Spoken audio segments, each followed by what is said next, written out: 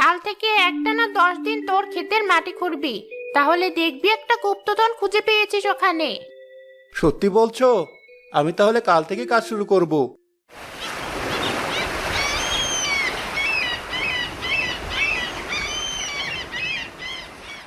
পান্নার তান্নাও বড় মাছের জন্য প্রতিদিন গ্রামের মানুষকে উত্ত্যক্ত করা শুরু করলো।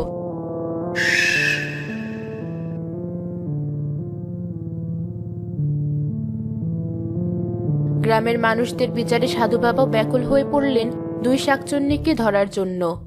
এই নে, আজকের মতোই শেষ মানুষকে এত বিরক্ত করা। তোকে যা যা বলেছি সব ঠিকঠাক মতো করলে তোর বোনের আর কোনো কষ্ট থাকবে না। ধন্যবাদ তোমাকে, আমি তোমার এই উপকার কখনো ভুলবো না। চল এবার, তোর দুলাভাই মনে হয় এতদিন ধরে গুপ্তধন খুঁজতে খুঁজতে পাগল প্রায়। হ্যাঁ চলো। কোথায় যাওয়া হচ্ছে?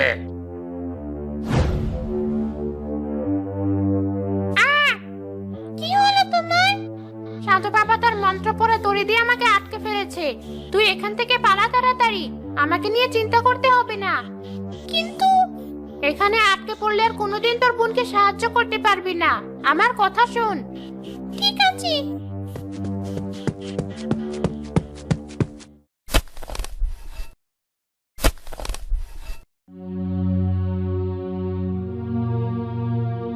ধুর, কে যেন আমাকে বোকা বানিয়েছে। শুধু শুধু এতদিন খাটলাম। হঠাৎ করে তান্নার দুলাভাইয়ের চোখের সামনে ধানের চারা গজাতে লাগলো। সেগুলো মুহূর্তেই বড় হয়ে পেকেও গেল। আড়াল থেকে তান্না বলে উঠল,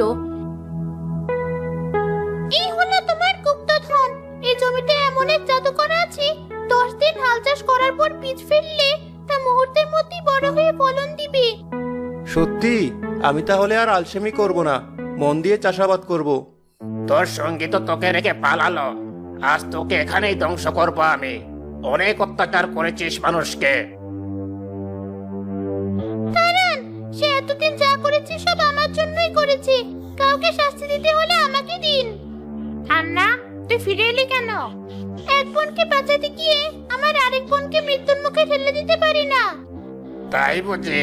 তো কি কারণে তোর এত বার বেড়েছিল শুনে দেখি। ঠিক আছে, শুনুন তবে।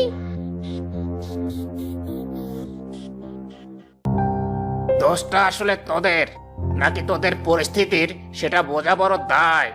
তবে তোদেরকে আমি এক শর্তে মাফ করার জন্য রাজি আছি। এই শর্ত? এই গ্রাম ছেড়ে অনেক দূরে চলে যেতে হবে তোদের, কখনো ফিরে আসতে পারবি না আর।